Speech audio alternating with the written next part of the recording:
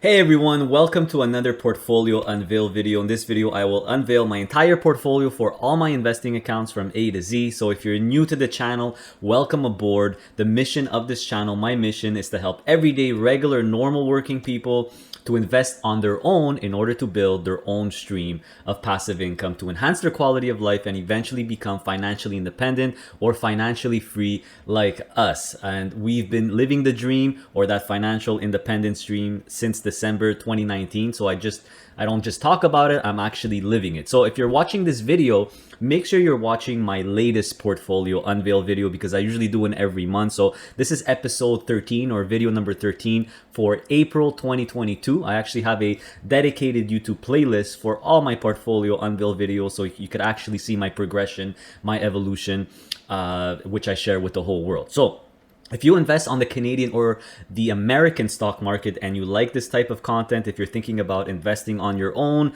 especially if you want, high yield, high dividends, and financial independence or reaching financial independence is very important to you, please consider subscribing to my channel because my investing style, the income-focused investing style, is in my opinion the quickest way to reach FIRE. So just a quick reminder and a quick summary of my investing style and strategy and other reminders before I unveil everything. So please listen to this part if you're newer to the channel, as I will cover many of the common questions I get here. So first of all, I'm Canadian. Most of the funds in my tax-free savings account and my non-registered cash account are listed on the TSX, the Canadian stock market. But don't exit this video if you're American or invest in the US stock market because for my retirement accounts, my wife's and I's, we invest exclusively in US listed funds. So this is simply because there's no, as a Canadian, there's no extra withholding tax on income from US listed funds in a retirement account. So stick around if you're American because starting now, I'll always show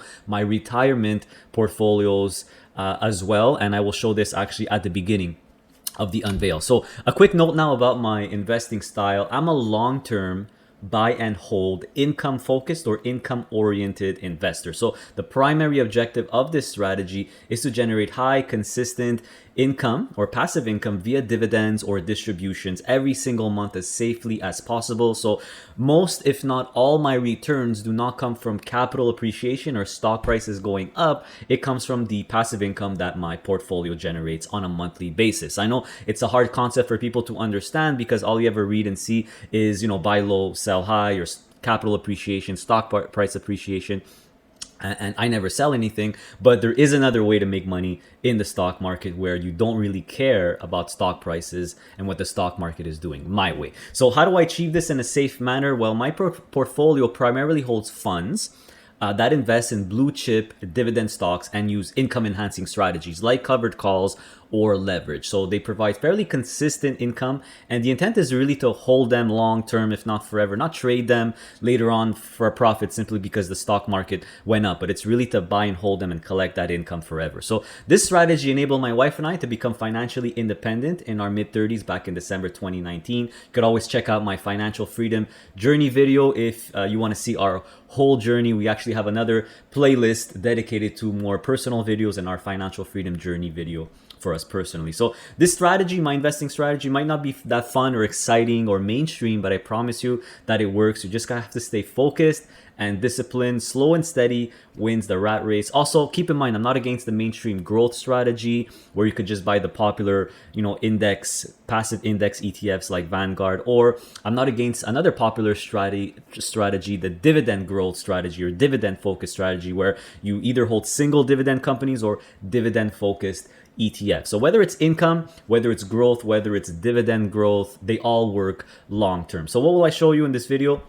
Well, usually I always show my broker accounts or a quick snapshot of my broker accounts, but I'm going to skip that this month for a very specific reason because I'm actually in a transition now to transition brokers. I'm not going to get into it in this video, but I will explain why in Wednesday's video coming up. And yes, it has to do with the announcement that I made in my previous video where I'm planning on moving to Panama permanently. So I'll explain all that in that video. I won't get into it now. So what I'll show you is basically an Excel file which you could follow along with, which you'll be able to download as well for free on my website, which is basically all 6 of my accounts combined. My 2 RRSP accounts, 2 TFSA accounts, and 2 non-registered accounts. So we'll see that in an overview. And like I said, all you have to do to download it for free, go on my website, passiveincomeinvesting.ca, free tools and resources at the top, and it will be the very first download. So without further ado, let's check out my entire portfolio right now.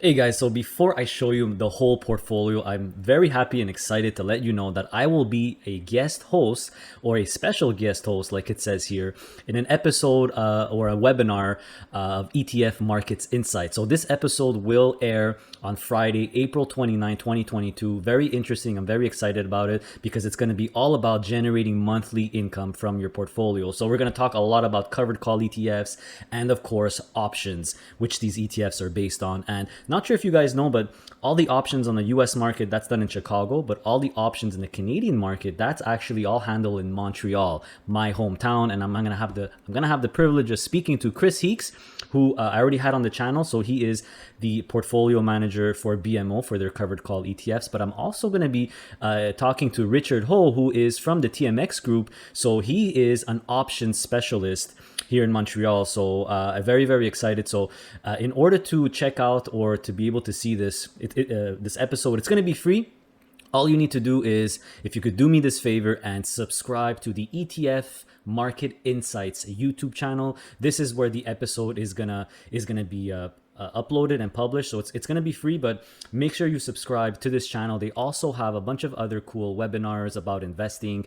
And the reason why I'm asking you to subscribe is because if ETF Market Insights hits 1,000 subscribers, the guys at BMO promised me a free lunch and a tour of the options market headquarters in Montreal. So I'm really excited to take some footage and show you guys. So do me a solid here, go on ETF Markets Insights, a YouTube channel, subscribe to the channel, and you'll see my episode, or the episode I'm hosting on Friday, April 29th. All right, everyone. So let's start with the RRSP. So these are our retirement accounts, and they're all invested in, or the investments are all on the US stock market. So let's start with mine here first. I did make some changes from last month's Unveiled. So you will notice that basically QYLD, RYLD have been sold off. So now the reason why is not because I don't like them. I actually love them. It's because my RRSP, I decided that this would be my really, really fun and crazier account where I could experiment and play with. That's just what I decided. RRSP, as you know, is retirement. It's not going to be used for a really long time. So this is really going to be for some niche and crazier stuff. And my wife's RRSP, the primary two holdings are QYLD and RYLD. So my wife's account is a little bit more conservative. It's more things, investments that I feel are very, very safe, and the account is on drip. My account, I like to have fun with. So that's basically it. So let's go through them. So QYLD, RYLD are gone, and in their stead, I added the eTrax monthly pay leverage closed-end fund index. This was my US stock pick of the month for recently. I think it was this month for April. So I really, really kind of like this fund. It's an ETN. It's not technically an ETF. But what I like about it is that it follows an index that has all the closed-end funds. So this is like a one-stop shop for investing in closed-end funds on the US stock market. You literally have over 100 closed-end funds in here. I'm probably going to make a detailed video on this ETN and the other eTrax ETNs, but it's really, really an all-in-one solution when it comes to closed-end funds in the US, and it has 50% leverage. That's where, that's what the 1.5 X means. So you're looking at easily a yield between 12 and 14%. I have a yield of about 14% with my book price here. So very, very, very, very high yield. It's kind of like RIV. It reminds me of what RIV does, River North Opportunities Fund, which is in my wife's account. So RIV is a fund that invests in a bunch of other closed-end funds in the US. So pretty similar, but CEFD is an index, and it's very broad, more broader in scope compared to RIV. So will it be a rising star in my RRSP portfolio? I don't know, but it's one of the. Right now I put 10,000 in it. Another 10,000 went to the Ether yield ETF from purpose, the .u version, so the USD currency version, because I want to keep everything in US currency in both our RRSPs. So the reason was quite simple. The super high yield, I mean 19% yield, pretty ridiculous.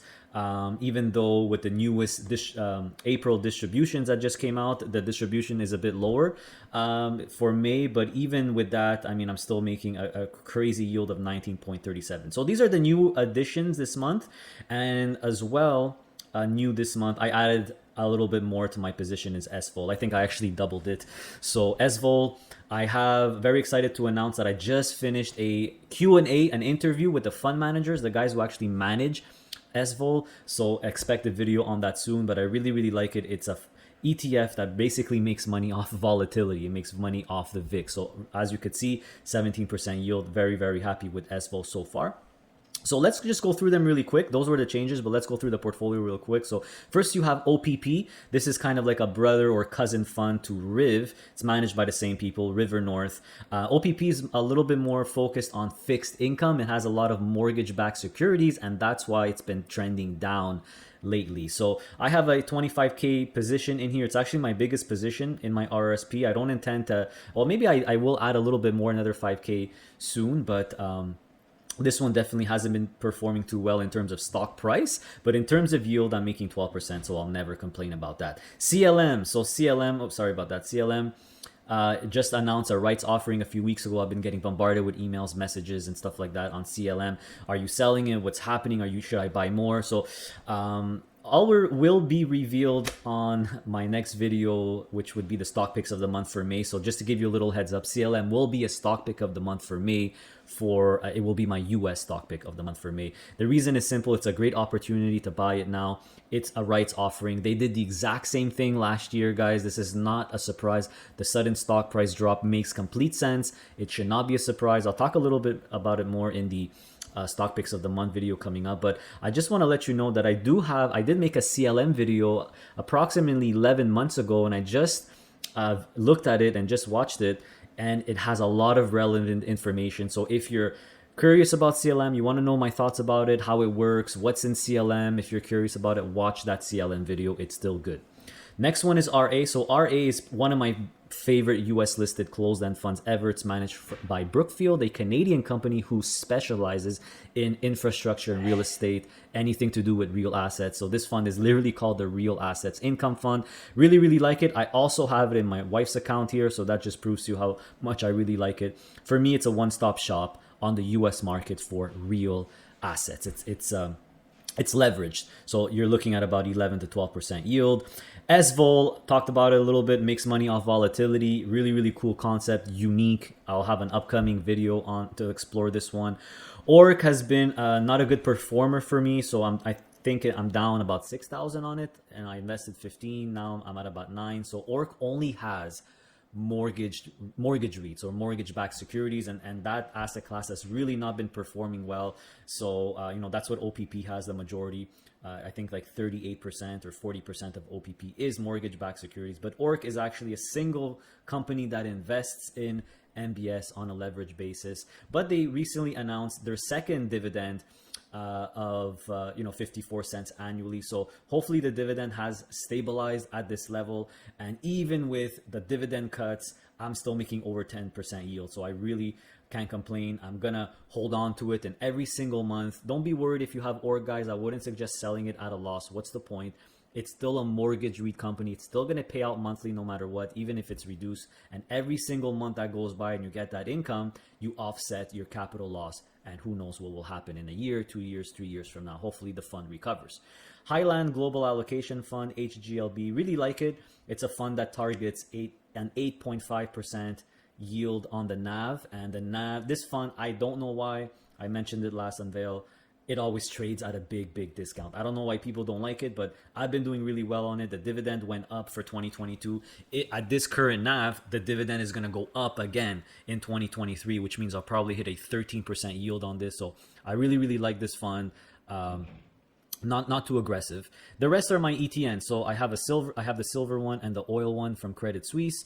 So I would consider these higher risk because they're literally writing covered calls on silver and oil futures. So very, very niche. The oil one is an especially massive yield. I mean, 34% yield. This is not a joke. The silver one, also pretty good yield. Anything over 10% or 12%, I'm not going to complain. But if you're, if you're going to invest in these small positions only, I would suggest. And then, I already discussed the eTrax closed-end fund index (ETN) and the purpose Ether yield ETF, which basically writes covered calls on Ether to generate a lot of premium. So that's my RRSP account. Average yield 15.93%, absolutely amazing. So this account generates 2143 US every single month, and that cash amount obviously stays in the RRSP. I don't have the drip turned on, but I reinvest it manually myself every couple of months or so once it accumulates. My wife's account is actually a lot more conservative. So these are my 5 key positions, and I pretty much intend just to have these 5 key positions forever and just leaving the drip on. So QYLD, RYLD, the 2 biggest positions by far. For me, these are the 2 best US listed funds for covered call passive income in the US, bar none. I mean, they are from Global X. They even have XYLD for which is the S&P 500, but I don't have that one. And keep in mind that all 3, QYLD, RYLD, XYLD, are included in HELD, Hamilton, all-in-one covered call ETF on the TSX. So QYLD, RYLD, very big positions.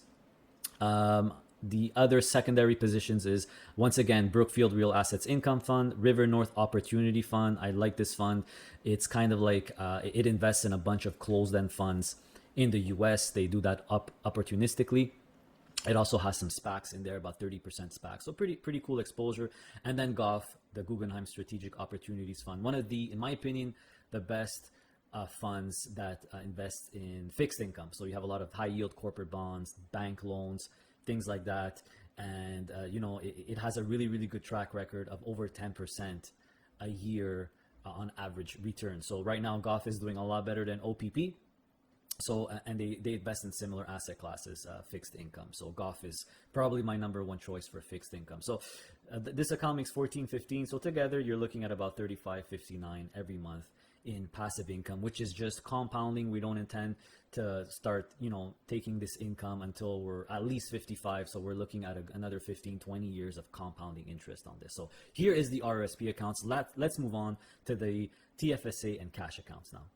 All right, everyone, let's go and check out my TFSAs and non-registered accounts. So this portfolio that you're seeing here is literally 4 accounts combined. And before I go through the list, there has been a lot of changes this month. So let's go through the actual tracker list, where I show you what I've, the changes I've made. So quite a little bit for April. So I did drop or sell off and swap my 2 remaining BMO covered call ETFs. I was felt guilty about it because I really like the BMO funds, but they, I basically swapped them in other things. So ZWC, which focuses on Canadian dividend stocks, I put a little bit in DS, which is also Canadian dividend stocks, and a little bit in DGS.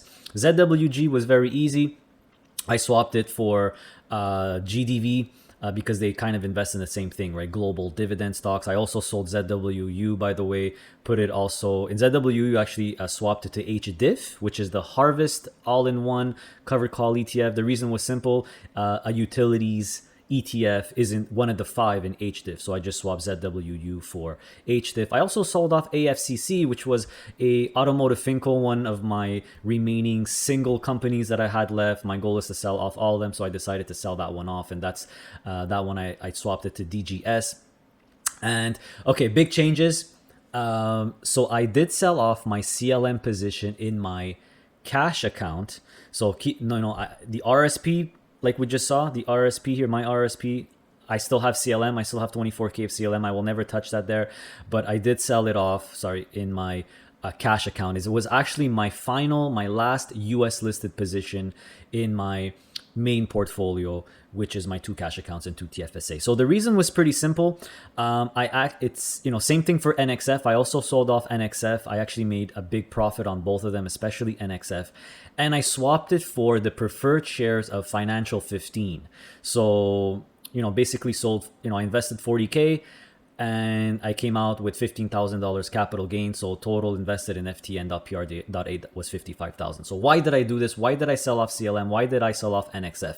Let me start with NXF. So NXF, I would have done it anyway because I'm transitioning a lot of my single sector focused covered call ETFs into the all-in-one funds. So NXF is included in HDIV, which is the Hamilton all-in-one cover call ETF that kind of replicates Canada. So why did I not swap it into HDIV? Why did I put it in FTN? I'll tell you in a second. CLM, because of the rights offering, I knew it was going to drop, so I sold it. But the reason why I really sold CLM is not because I wanted to, is because I have upcoming major expenses related to my Panama move. And I'm going to explain all of this. I wish I would have released this video before the portfolio unveil, but Wednesday's video I'm going to explain everything. In short, just to give you a quick preview, I need to accumulate $250,000 for the visa process in Panama. I have to invest $250,000 in the country to apply for the visa. So I have no choice. I had to sell off a lot of stuff. I have to sell stuff in my cash account. So I'll explain it all in that video. So CLM, NXF were kind of victims in that regard. If it wasn't for that, I would have kept CLM. I probably would have still sold NXF and swapped it if I didn't have this Panama move coming up. And the reason why I put it in FTN.PR.A, it's just for parking, because I'm going to need it in about a month or two. So I figure instead of just leaving it in the bank, I'll put it in FTN.PR.A and I'll get a dividend or two. So that's the changes I made for April. Let's go over the full portfolio. Again, I apologize if it's small. If you want, you could download the Excel sheet and follow along on my website. Passiveincomeinvesting.ca. You click on free tools and it's the very first download. So we'll go through the list of my remaining funds one by one. So first, there's the closed-end fund. So now I have 3 left because I sold off CLM. So now all these funds are all Canadian listed. So you have, of course, Canoe Financial EIT Income Fund. This is my OG closed-end fund, my opinion. Best closed-end fund listed in Canada. I have a nice 55,000 invested here. So as you can see, it's a pretty big position. I absolutely love this fund. It's been going up and up and up and up. Really cool. The reason why it's been going up and up and up and up is because it's primarily focused in energy and financial. So these guys are stock pickers. This is an actively managed fund, and the performance speaks for themselves. So it's not really a covered call strategy fund. It's more of a dividend growth strategy fund, but it's income oriented. So the dividend has not changed. It's still $1.20 a year or 10 cents a month. So very good performance. I'm making 11% yield on it, but right now it's actually under 9% because the price is, I think it's pushing $15 pretty much. DS, like I mentioned, I did add a little bit of DS, so now I have total of 25K invested. DS I really like. It's from Quadravest. It's basically a twin brother of DFN, Quadravest's premier and very popular split share fund. DFN is actually the biggest split share fund in Canada in terms of assets under management. So both DFN and DS invest in 15 of the top Canadian dividend stocks. So you have the 6 banks in there: Bell, TELUS, Enbridge, Manulife, Sun Life. So really the classic, the best Canadian dividend stocks. The dividend policy is unique, as I keep mentioning all the time, right? It changes every month. So the dividend is, they try to target 10% of the average stock price. So very easy to figure out what the dividend is. You take the stock price and you take 10% of that. That will be your annual dividend. So 89 cents, it means that the stock price is about $8.90, right? So this is actually, along with ZWC, which I sold off, it's really my Canadian focused fund, Canadian dividend stock focused fund, along with DFN. So now I have DFN, DGS, and DS. That's where I get my general Canadian, mixed dividend exposure, dividend stock exposure. And DS is kind of like, I consider it like a hedge.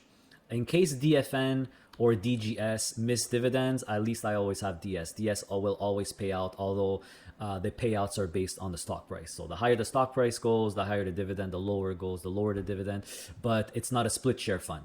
It doesn't have that structure, so it will always pay out. So I like to think of it like a backup, an income backup to DFN and DGS, which are aggressive split funds and much higher yielding. Inc.UN, same concept like DS, targets 10% yield. And by the way, DS might actually be a good pickup now. It's trading maybe at a 13 to 15% premium usually, so it's actually a pretty good time to pick some DS up if you want some general Canadian dividend exposure. Inc.UN is, the NAV is $8 and the stock price is $14. So it's trading at a too much of a big premium. I wouldn't invest or pick up any Inc.UN right now. So Inc.UN is just financials. It's 25 of the best financial stocks in North America. It's done really, really, really well for me. And I'm actually planning on selling some of it, maybe again, not because I want to, but because of the Panama move. And again, I'll explain everything in Wednesday's video. So ETFs, very, very short list. As you could see, the main focus, three massive positions. And what I would like to say are probably my three favorite funds of all time right now, H-Yield and H-Div from Hamilton ETF. So these are the all-in-one covered call solutions where you have 7 ETFs in all of them. H-Yield is especially special because it has QYLD, RYLD, and XYLD, which are three of the best. They are the best covered call ETFs on the US stock market. It also has 2 ETFs from Harvest, the best ones, the brands one and the healthcare one. It has TXF for your technology stocks and HEP for gold and precious metal producers. So really, really nice diversification here. H-Yield is a little bit more higher yield than H-Div.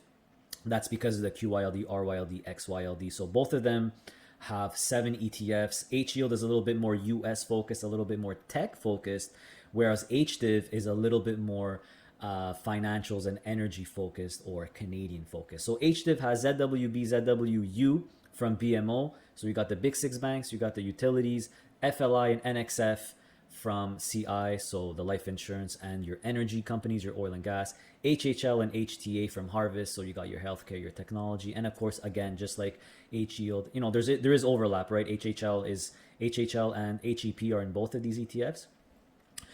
So these are really, really good all-in-one covered call ETFs from Hamilton. Some of my favorite ETFs, they're awesome. HDIF is the all-in-one solution from Harvest, so it includes only Harvest ETFs. So you have 5 Harvest ETFs with 25% leverage on an equal weighted basis. So you got HHL for healthcare, the brands one, the technology ones, HUTL, I love that one, utilities, very defensive. That's what I swapped ZWU for.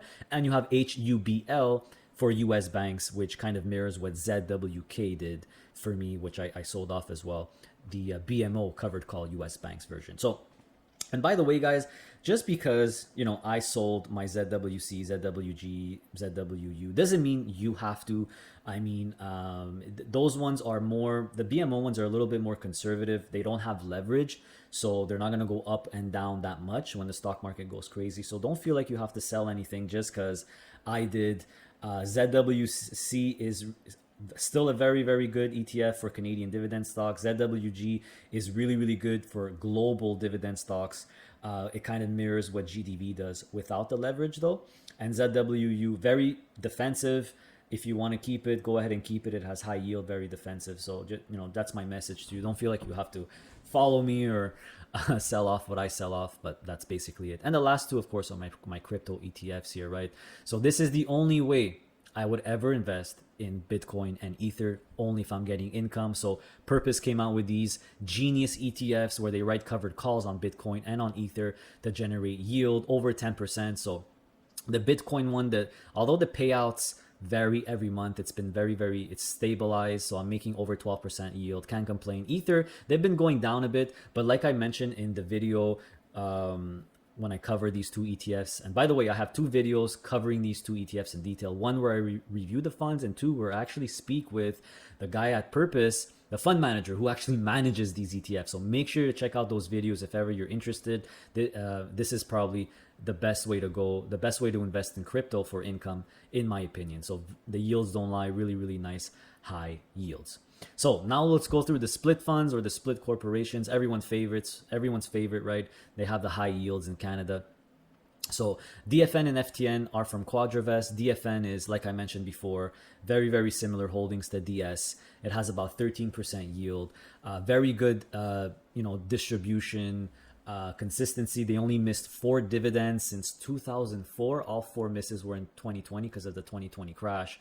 So, really, really good split fund to invest in. FTN is only financials.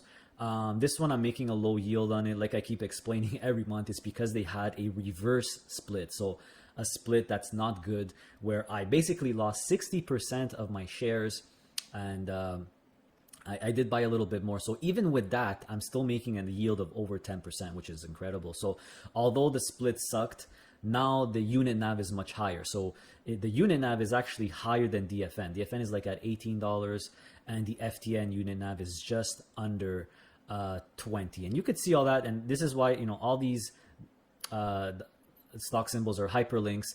If you click on them, they go to the fund's website. So as you could see for FTN, I'm on Financial 15's website. The NAV or the unit NAV is 1986. So fairly far from the $15 minimum you need for the payout. It's actually higher than DFN. I think DFN's at 18. Yeah, it's at 18.17. So yeah, those two are from Quadravest. And the next ones are from Brompton. So I have LBS, which recently did an overnight offering. So it's probably a good pickup because it's not trading at a big premium, trading at a really, really small premium. Very high yield. It has the big 6 Canadian banks and the big 4 Canadian life co. So the big 6 banks, and then you have Manulife, Sun Life, Great West Life, and the other one, IA Financial, I think it is. So also all financials. SBC is also from Brompton, and it's only the 6 banks. So this is a very conservative split fund, very popular, that only invests in the 6 banks. Another option for the 6 banks would be BK from Quadravest. I'm sticking with SBC, but if you want something more aggressive, I would go with BK from Quadravest because it targets 15% yield. So you know how DS and Inc. target 10% based on stock price? BK targets 15%. They actually changed it because of the success of the big 6 Canadian banks recently. GDV is probably, actually, I'm not going to say probably, it is my favorite split fund of all time. It's the only globally diversified, sector diversified split fund. It's managed by Brompton. So you have sector diversification and regional diversification, unlike these ones where it's either all financials or all Canada. So really, really good split fund.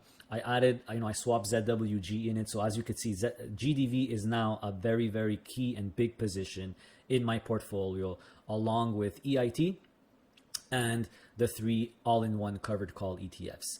Crypto, I have 4% each as well. I don't intend to go more than 5% each on these at the maximum. So GDV, really, really good split fund, very popular. It's always usually trading at a premium. So make sure you check out what the premium percentage is. I wouldn't get it if it's trading more than a 15-20% premium. DGS is basically DFN's competitor. So it's a little bit more aggressive with the income because the unit NAV is lower. It's about $17, whereas DFN is a little over $18, but the yield is higher. I added a little bit more to DGS recently. I really like it. It's starting to grow on me. Why I like DGS a little bit more over DFN is because of the diversification. There's a lot more stocks in there, a lot more sector diversification, where compared to DFN, which is a little bit more concentrated into the financials. PWI is the first ESG split fund. So it focuses on infrastructure, sustainable power stocks. So it has a lot of utilities, a lot of industrials. The yield is fairly low, however, and it's also trading at a premium, but it's been narrowing. It's still, very unique fund to get high yield off utilities and green energy, but it doesn't have only green energy. It has a lot of sustainable power and infrastructure stocks, real assets, things like that. So pretty cool fund if you want some access to that, but the yield is only about 8.5%. Then, of course, you have my two middle field split funds, which I love, which, I've talked to the middle field guys in a recent video. I strongly suggest, guys, I know the Q&A video is long. It's like 55 minutes, but it's a really, really good video. We talk about split funds. We talk about these two split funds in detail. So I strongly suggest you check out that middle field video. And I'll put the links in the video description below. This month, for the month of April, Middlefield is actually my partner. So make sure to check out the Middlefield fund lineup video that I recently did. And of course, the Q&A with the two main guys who actually manage ENS and RS. So ENS, of course, we all know it invests in only in one company, Enbridge, the Canadian aristocrat king, the darling energy company in Canada. Keep in mind, it's a utilities focused company. It's not an oil and gas producer. So although it's still classified under energy, Enbridge is a pipeline company, basically, not an oil and gas producer. So it's much safer, and it's still trading, believe it or not, at a discount. So this is still a split fund that I would be buying right now. I have 30,000 worth. It's a pretty big position. I consider ENS maybe not a primary position in my portfolio, but an important secondary position. So really good. Of course, I screwed up everything here. There we go. RS, very big. Actually, the biggest position in my portfolio, 9%. This is my one-stop shop for real estate, for REITs in North America. So it's managed by Dean Orico, the CEO of Middlefield. And Middlefield, by the way, are real estate experts. So in here you have 16 of the best North American REITs. So Smart Centers, Killam Apartment REIT, Canadian Apartment REIT, RioCan, a lot of industrial, the healthcare, the two big healthcare ones, Northwest, and I forgot Chartwell. That's it. So really good. Why bother investing in single REITs when you could just get RS? So that's my go-to REIT. And I love real estate, and that's why I have a big position in it. I don't own any physical real estate. I invest in real estate on the stock market. And right now you could get a nice 8% or more off RS. So really key position in my portfolio. And like I discussed and I showed you earlier, I have 55K parked in Financial 15 preferred shares. So I have Financial 15 Class A shares, but this is the preferred share. So it's parking. FTN.PR.A is what I consider right now to be the best spot to park money for extreme safety. And you'll get a 6.5% yield. For me, it's a no-brainer. So I'm going to be parking some money here for the next month or two while I save up for my my Panama visa, the money I need for the Panamanian visa, which again, I know I keep mentioning it. I'm sorry. I'm going to explain everything in Wednesday's video. Then I have the single stocks and REITs that I have left. I have massive capital gains on all of them. They've all been doing really well for me. And just a heads up, next month's portfolio, they will probably all be sold off. In terms of news, Decisive Dividend's been doing the best. They just bought another company. Their dividend returned back to normal at 36 cents. So I'm really sad to let it go. I'm making 13% yield on it. So if I wasn't moving to Panama, would I keep any of them? Basically, I would probably not keep the REITs. I would swap the REITs into RS. I don't want to keep any single REITs, even though I like these REITs. The only two I would maybe have kept is Div and Decisive Dividend, just because they're super income oriented.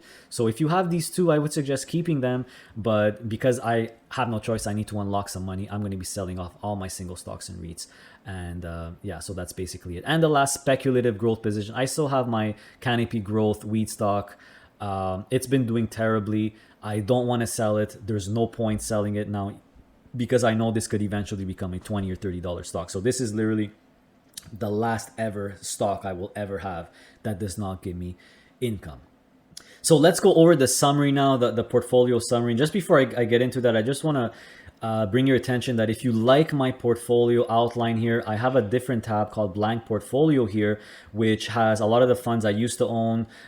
So if you want, you could use this template if you invest in a lot of the funds that I have or that are here. And you could just all you need to do is put in your investment money, your how much money you put in, your shares, your book price, and the calculation should all be done. Just make sure to check the annual dividends because some of them could be different or have changed. But if you like my main portfolio outline, you could download it and just use this one, or you could use the blank template here as well. So in terms of total invested, I have 753K. That's how much money I put in. That's my principal. My total yield is 11.8%. 18%. So that's my annual dividend yield, my annual interest rate. So it went down a little bit from last month because of the NXF and CLM sell-off, but I'm still making a little over 7,000 a month in passive income. So that's basically it, guys. That is the entire portfolio from A to Z. And I know I didn't show you the screenshots from my brokers because I'm currently transitioning, but I will show it to you next month. But in short, if you gather all 6 accounts, the value is still approximately about 1.25 million, and my total income is still a little over 11k. I think it's 11,400. So if you add 7,000 Canadian to 3559 USD, that's how much money I'm making a month across all my accounts, and it's a little over 11,000. So that's basically the numbers. But next month, I promise you'll probably see the I'll give you a screenshot of my brokers. Just right now I can't because it's actually in transition and it's all messed up. So there you have it, guys.